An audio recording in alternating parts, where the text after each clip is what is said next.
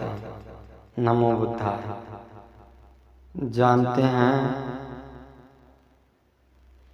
कि नाथ नाम वाले धार्मिक स्थल भव्य बुद्ध विहार थे। नाथ नाम वाले भारत में जितने भी धार्मिक स्थल हैं वे सभी बुद्ध धर्म के गौरवशाली काल के दौरान भव्य बुद्ध विहार थे। जैसे केदारनाथ, बद्रीनाथ, पशुपतिनाथ, मुक्तिनाथ, सोमनाथ, जगन्नाथ आदि।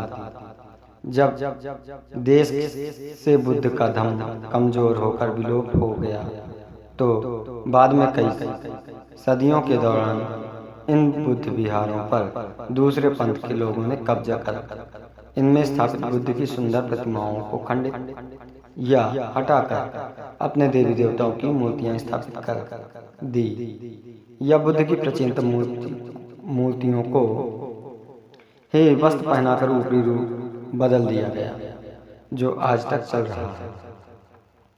भारत में बुद्ध को फिर से लाने वालों में एक महान पंडित राहुल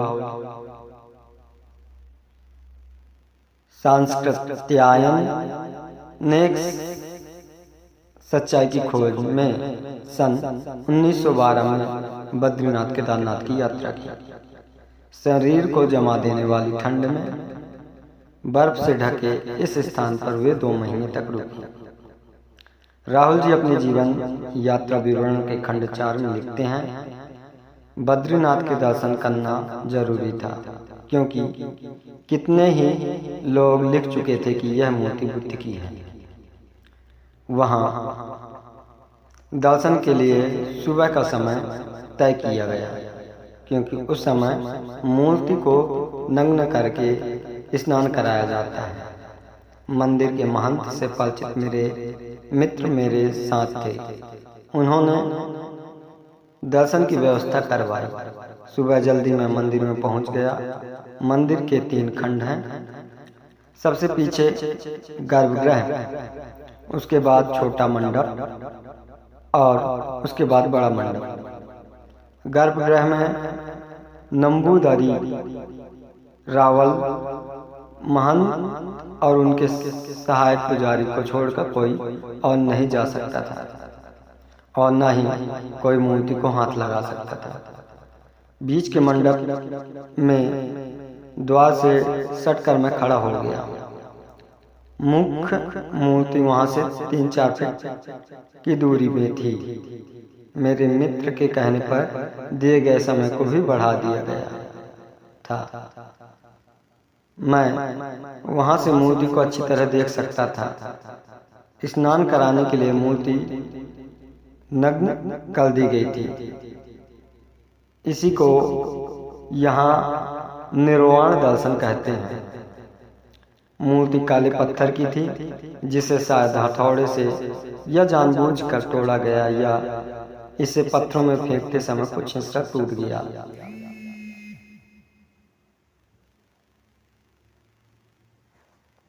जो पद्मासन आसन में बैठी मूर्ति के एक हाथ की हथेली पैरों पर थी, जो भूमि स्पर्श मुद्रा में थी। यह मूर्ति पद्मासन अवस्था में भूमि स्पर्श मुद्रा वाली बुद्ध की मूर्ति है। इसमें मुझे कोई संदेह नहीं लगा। महंत ने बाद में बताया कि मूर्ति की छाती पर जनेऊ की रेखा है, लेकिन हकीकत यह है कि यह बुद्ध की मूर्ति है। एकांश चीवर पहनने महात्मा बुद्ध के चीवर का रूप जनेऊ जैसे ही लगता है। इसके अलावा पास में और भी कई मूर्तियां थीं, जिसमें नारद जी की धातु की मूर्ति भी थी। वह भी बुद्ध की मूर्ति थी।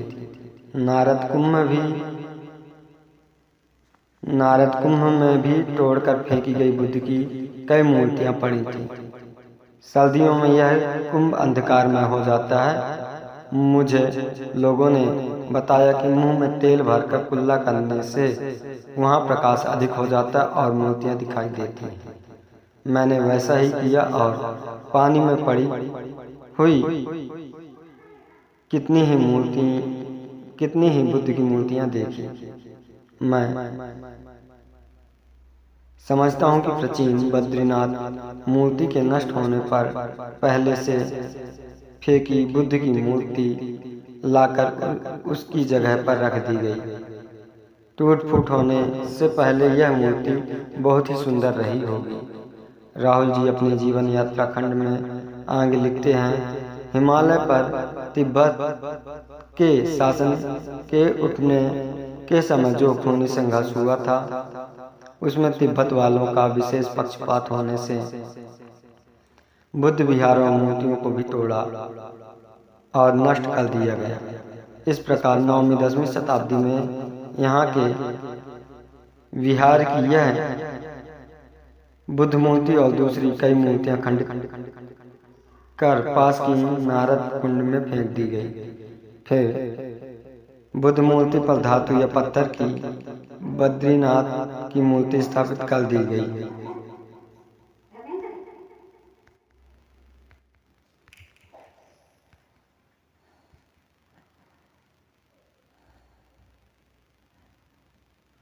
सन 1741 में रूहेले यहाँ आए। उन्होंने मंदिर के धन को लूटा और धातु की मूर्तियों को तोड़ फोड़ कर पानी में फेंक दिया।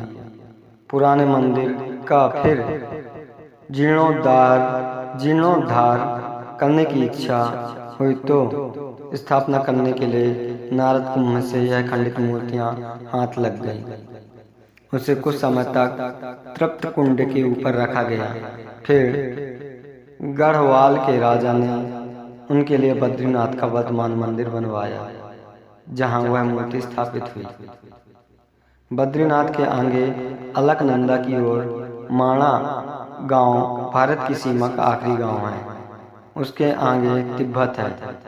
सभी गांव वाले बद्रीनाथ को तिब्बत वालों का देवता मानते हैं, जिससे यह और सिद्ध हो जाता है कि वर्तमान बद्रीनाथ मंदिर किसी समय एक बौद्ध विहार रहा था, जिसका संबंध तिब्बत के ठोलिंग मठ से